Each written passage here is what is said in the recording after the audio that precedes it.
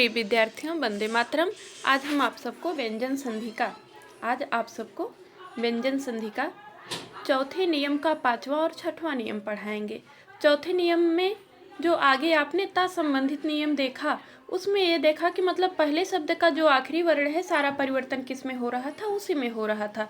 ता संबंधित नियम में भी जो पहला नियम, दूसरा नियम, तीसरा नियम आपने पढ़ा, सारे में परिवर्तन कहाँ हुआ? पहले शब्द के आखिरी वर्ण में हुआ। और उसके बाद चौथे नियम में जो ता संबंधी नियम पढ़े, उसमें जो पहला नियम था कि ता की जगह क्या हो रहा था? च हो रहा था। दूसरे में ता की जगह ज हो रहा था। तीसरे में ता की जगह टा या डा हो रहा था। चौथे में ता की जगह क्या हो रहा था? ला हो रहा था। अब पांचवें में देखना, मतलब सारा परिवर्तन कहाँ हो रहा था? प्रथम शब्द का जो आखिरी वर्ण ता था उसी की जगह पर हो रहा था। लेकिन यहाँ पांचवें और छठवें में आप देखेंगे कि परिवर्तन प्रथम शब्द का जो आखिरी वर्ण है, प्रथम शब्द का पहले शब्द का क्या है? आखिरी वर्ण, और दूसरे शब्द का पहला वर्ण। अब यहाँ भी परिवर्तन होगा और यहाँ भी, दोनों जगह क्या होगा? परिवर्तन होगा। आगे नियम के माध्यम से हम आपको स्पष्ट कर दे रहे हैं।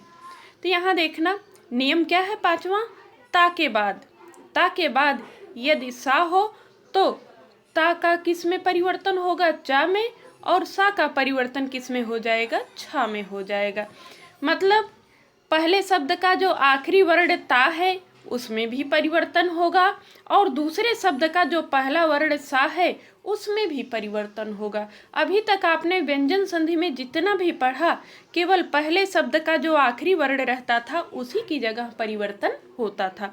और अब की बार क्या है? पहले शब्द का आखिरी वर्ण और दूसरे शब्द का पहला वर्ण, दोनों जगह क्या होगा? परिवर्तन होगा। तो नियम देखना कैसे परिवर्तन हो रहा है। कह रहे हैं ता के बाद, किसके बाद? ता के बाद यदि क्या आए? सा आए, तो ता का च और सा का क्या हो जा रहा है? छ हो जा रहा है। अर्थात यदि प्रथम शब्द के अंत में ता आए, प्रथम शब्द के अंत में क्या आए? ता आए, और दूसरे शब्द के प्रारंभ में क्या हो? सा हो। दूसरे शब्द के प्रारंभ में सा हो, तो परिवर्तन क्या होगा? ता की जगह क्या हो जाएगा?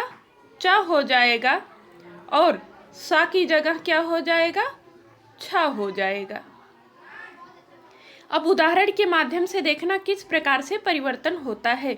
उदाहरण देखना, उत प्लस श्वास। अब यहाँ पहले शब्द का आखिरी वर्ण क्या आया? ता।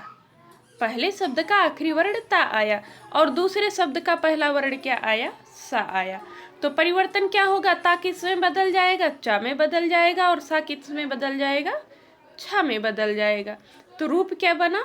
उच्छ्वास। उत प्लस श्वास का रूप क्या बन गया? उच्छ्वास। उ के बाद ता किस में बदल गया? चा में बदल गया, और सा किस में बदल गया? छ में बदल गया। रूप क्या बना? उच्छ्वास। आगे ऐसे सत प्लस शास्त्र, सत प्लस शास्त्र, रूप क्या बन गया? सच्छास्त्र। तो यहाँ पर क्या हुआ? परिवर्तन दोनों तरफ हुआ, लेकिन कब होगा?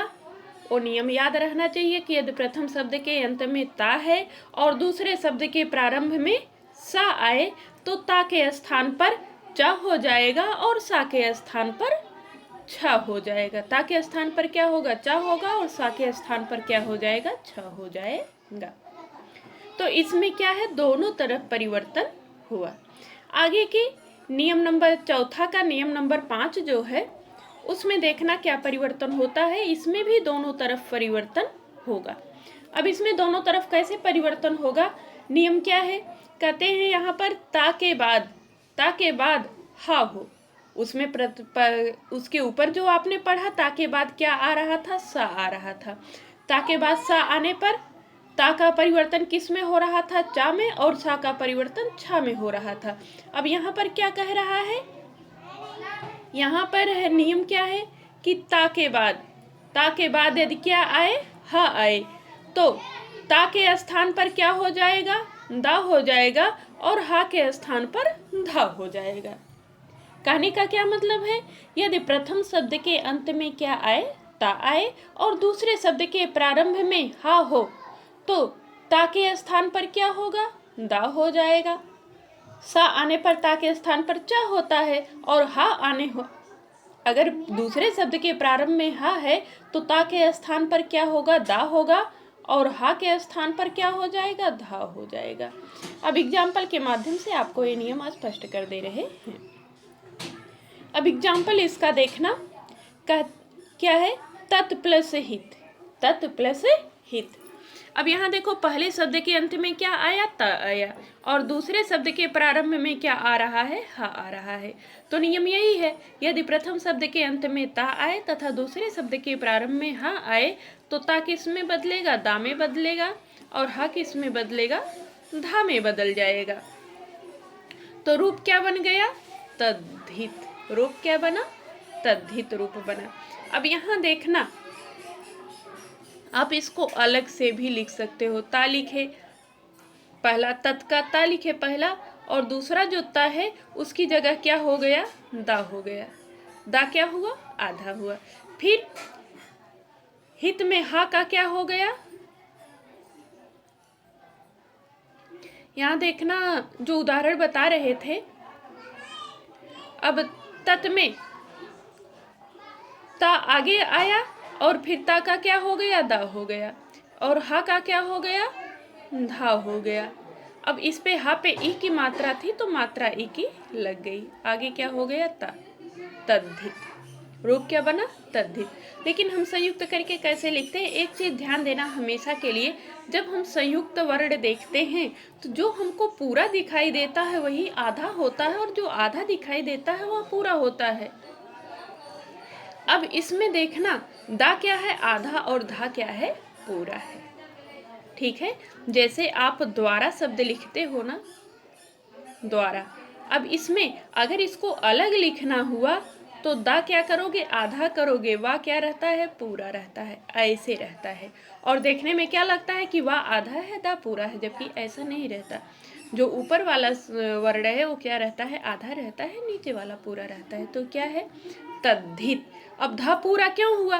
क्योंकि हा पे ई की मात्रा लगी है तो हा की जगह क्या हुआ? धा हुआ और ई इसको क्या कर दी? पूरा कर दी। और ता के आगे हा आया है, ता के आगे क्या आया है? हा आया है और ता की जगह क्या हो रहा है? दा हो रहा है। अब हा क्या है? व्यंजन है, इसलिए दा क्या है? आधा ही रहा, दा पूरा नहीं हुआ। रूप क्या बना? तद्धित। आगे के उदाहरण में आपको और भी स्पष्ट हो जाएगा। अब यहाँ देखना आगे का उदाहरण, उत प्लस हार। अब यहाँ भी ता का क्या हो गया? दा हो गया और हा का क्या हो गया? धा हो गया। रूप क्या बना? उद्धार। उत प्लस हत, उद्धत। क्या हो गया रूप? उद्धत। उत प्लस हृत क्या हो जाए? हृत क्या हो जाएगा? उद्धृत।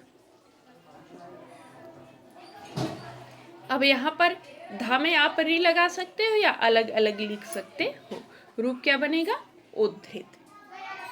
तो ये दोनों नियम, ता संबंधी जो चौथा नियम आपने ता संबंधी नियम पढ़ा, उसमें ये जितने नियम थे केवल पांचवा और छठवां ऐसा नियम है जिसमें परिवर्तन दोनों तरफ हो रहा है। पहले शब्द का जो आखिरी वर्ण है वहां भी परिवर्तन हो रहा है और जो दूसरे शब्द का पहला वर्ण है वहां भी क्या हो रहा है? परिवर्तन हो रहा है। अब आगे हम आपको नियम नंबर क्या पढ़ाएंगे? 5 पढ़ाएंगे। तो नियम नंबर जो 4 है, 4 में कितने भाग थे? 6। 4 में आपने कितना भाग पढ़ा? 6 भाग पढ़ा नियम नंबर 4 का। पहला नियम क्या था? एक बार ऐसे रिवीजन के माध्यम से आपको बता दें।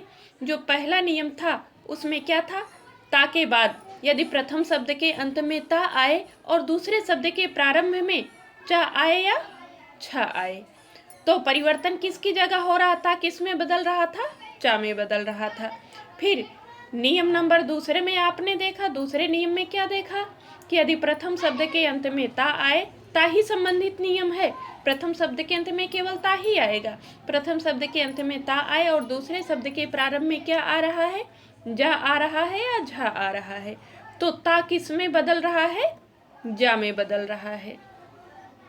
और तीसरे नियम में आपने क्या देखा कि प्रथम शब्द के अंत में क्या आए, ता आए, क्योंकि ये जितने नियम है 6 सब में परिवर्तन किसकी जगह, ता की जगह। तो प्रथम शब्द के अंत में क्या आए, ता आए, और दूसरे शब्द के प्रारंभ में टा आए या डा आए। अब टा और डा में थोड़ा सा अंतर है। पहले में आपने देखा चा आए या छा आए तो परिवर्तन केवल चा में हो रहा है, जा आए या झा आए तो परिवर्तन केवल किस में हो रहा है, जा में। लेकिन यहाँ टा और डा में अंतर है। ता के प्रथम शब्द के अंत में क्या रहे, ता रहे, और दूसरे शब्द के प्रारंभ में अगर टा है तो ता किस में बदलेगा, टा में बदलेगा, और दूसरे शब्द के प्रारंभ में अगर डा है तो ये ता किस में बदलेगा, डा में बदल जाएगा। उदाहरण में आपने स्पष्ट देखा। उसके बाद चौथे नियम में आपने पढ़ा कि यदि प्रथम शब्द के अंत में क्या है, ता है, प्रथम शब्द के अंत में ता है, और दूसरे शब्द के प्रारंभ में क्या आ रहा है, ला आ रहा है, ला आ रहा है, तो ता किस में बदल जाएगा, ला में बदल जाएगा। जैसे एग्जाम्पल आपने देखा तत् प्लस लीन बराबर क्या हो रहा था, तल्लीन, तत् प्लस लीन, रूप क्या बन रहा था, तल्लीन, ता का क्या हो रहा था, ला हो जा रहा था। फिर पांचवें नियम में आपने क्या देखा, परिवर्तन दोनों तरफ हुआ। ता के बाद क्या आ रहा है, प्रथम शब्द के अंत में अगर ता आ रहा है और दूसरे शब्द के प्रारंभ में क्या आ रहा है, सा आ रहा है, तो परिवर्तन ता की भी जगह होगा और सा की भी जगह होगा। तो क्या परिवर्तन होगा, ता की जगह क्या हो जाएगा, चा हो जाएगा, और सा की जगह क्या हो जाएगा, छा हो जाएगा। उदाहरण के माध्यम से आपने कन्फर्म देख लिया।